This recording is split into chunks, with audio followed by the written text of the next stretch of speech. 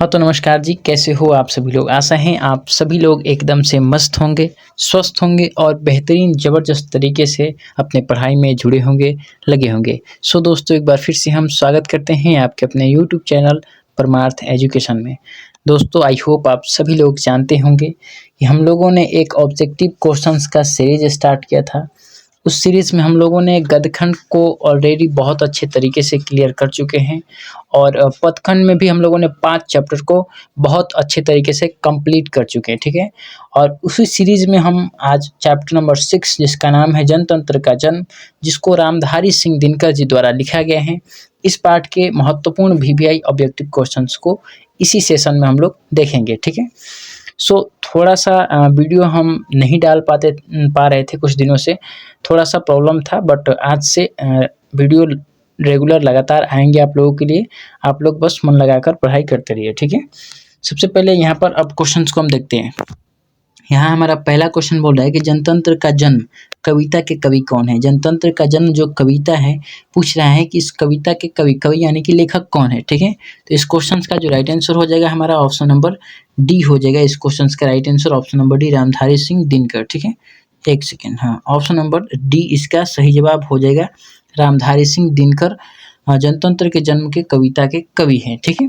चलिए हम अगले क्वेश्चन की ओर मूव करते हैं। अगला क्वेश्चन हमारा यह बोल रहे हैं कि रामधारी सिंह दिनकर किस गांव के निवासी थे? रामधारी सिंह दिनकर जी किस गांव में रहते थे, किस गांव के वो निवासी थे, ठीक है? तो इस क्वेश्चन का जो राइट आंसर हो जाएगा हमारा option number D Simaria. Option number D इसका सही जवाब हो जाएगा। सिमरिया ऑप्शन नंबर डी, जहाँ पर रामधारी सिंह दिनकर जी रहते थे उनका वहाँ पर गाँव था, ठीक है? चलिए हम आगे बढ़ते हैं। अगला क्वेश्चन हमारा यह बोल रहे हैं कि दिनकर जी की माताजी का नाम क्या था? दिनकर जी की माताजी का नाम क्या था? तो इनकी माताजी का नाम मनरूप देवी था। ऑप्शन नंबर ए इसका सही जवाब हो जाएगा। दिनकर जी की माताजी का नाम मनरूप देवी, ऑप्शन नंबर ए इसका सही जवाब हो जाएगा, ठीक है? चलिए हम आगे बढ़ते हैं। अगला क्वेश्चन हमारा यह बोल रहे हैं कि दिनकर जी का जन्म कब हुआ था? ये इम्पोर्टेंट क्वेश्चन है। दिनकर जी का जन्म कब हुआ था, ये भी आपके एग्जाम में आ सकता है, ठीक है? तो इस क्वेश्चन का जो राइट आंसर हो जाएगा वो हो जाएगा ऑप्शन नंबर डी 23 सितंबर 1908। 23 सितंबर 1908 को दिनकर जी का जन्म हुआ था। ऑप्शन नंबर डी इसका सही जवाब हो जाएगा, ठीक है? चलिए हम अगले क्वेश्चन की ओर बढ़ते हैं। अगला क्वेश्चन हमारा बोल रहे हैं कि दिनकर जी के पिताजी का नाम क्या था? क्वेश्चन बोल रहे हैं कि दिनकर जी के पिताजी का नाम क्या था या फिर पिताजी कौन थे, ठीक है? तो उनके पिताजी जो थे Ravi Singh, option number C इसका सही जवाब हो जाएगा। दिनकर जी के पिताजी का नाम रवि सिंह था, ठीक है? चलिए हम आगे बढ़ते हैं। अगला क्वेश्चन हमारा बोल रहे हैं कि अगला क्वेश्चन हमारा बोल रहे हैं कि दिनकर जी किस युग के प्रमुख कवि थे? ये भी बहुत ज़्यादा इंपॉर्टेंट है आपके एग्जाम के पॉइंट ऑफ व्यू से, ठीक है?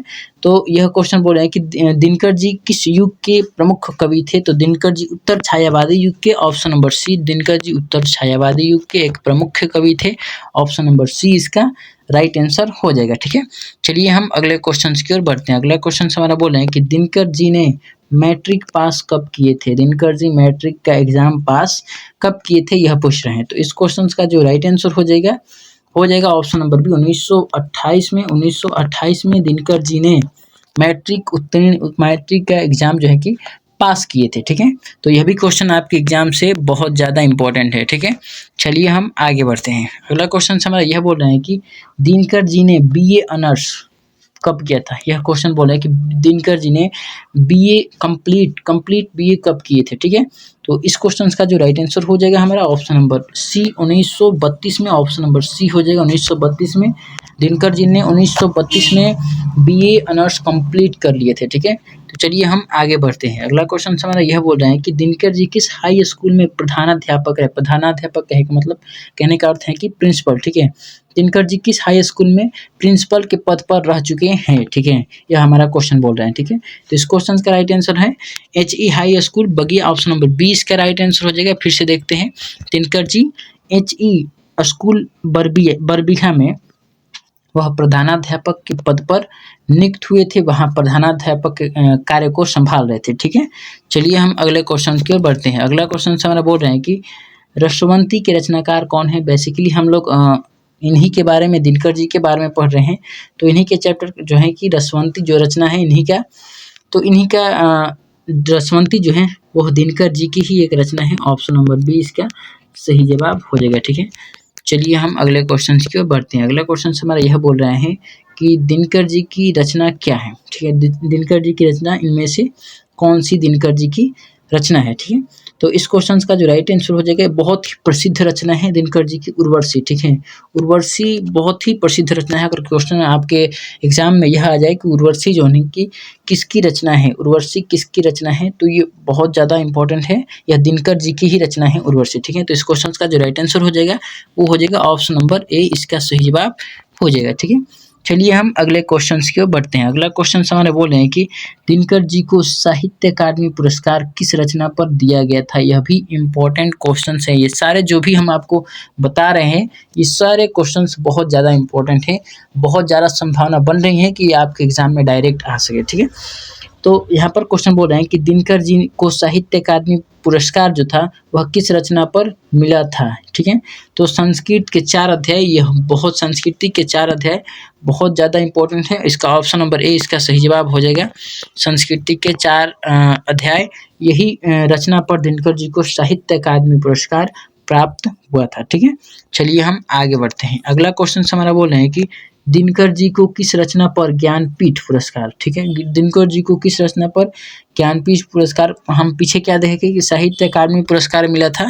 ठीक है, पीछे संस्कृत के 4 अध्याय पर साहित्य अकादमी पुरस्कार मिला था। ठीक है, अब हम यहाँ पर क्वेश्चन बोल रहे हैं कि दिनकर जी को किस रचना पर ज्ञानपीठ पुरस्कार प्राप्त हुआ या फिर मिला था। ठीक है, तो इस क्वेश्चन का जो राइट आंसर हो जाएगा उर्वशी। उर्वशी पर आप उनको ज्ञानपीठ पुरस्कार मिला था, ऑप्शन नंबर सी। ठीक है, चलिए हम अगले क्वेश्चन की ओर बढ़ते हैं। यह भी क्वेश्चन बहुत ज़्यादा इंपॉर्टेंट है। ठीक है, चलिए अगले क्वेश्चन की ओर बढ़ते हैं। अगला क्वेश्चन बोल रहा है कि जनतंत्र के जन्म कविता के कवि ने किसे शक्तिशाली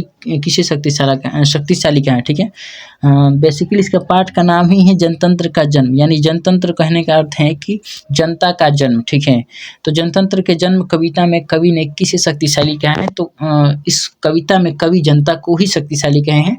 इस क्वेश्चन का जो राइट आंसर हो जाएगा वो हो जाएगा हमारा ऑप्शन नंबर ए, जनता को कवि दिनकर जी ने शक्तिशाली बोला है। ठीक है, चलिए हम आगे बढ़ते हैं। अगला क्वेश्चन हमारा बोल रहे हैं कि आज का ये इस सेशन का लास्ट क्वेश्चन है, गवाक्ष।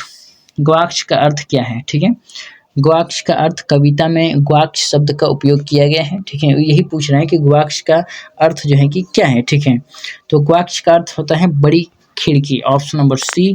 गवाक्ष का अर्थ ऑप्शन नंबर सी बड़ी खिड़की होता है। ठीक है, सो अगर आपको वीडियो अच्छा लगा है, क्वेश्चन आपको ऐसा लगे कि नहीं क्वेश्चन एग्जाम में आ सकते हैं, तो इस वीडियो को लाइक कीजिएगा। हमारे चैनल पर आप पहली बार विजिट कर रहे हैं तो हमारे चैनल को सब्सक्राइब कीजिएगा। तब तक के लिए मिलते हैं नेक्स्ट वीडियो में, तब तक के लिए बने रहिए हमारे साथ। जय हिंद, नमस्कार।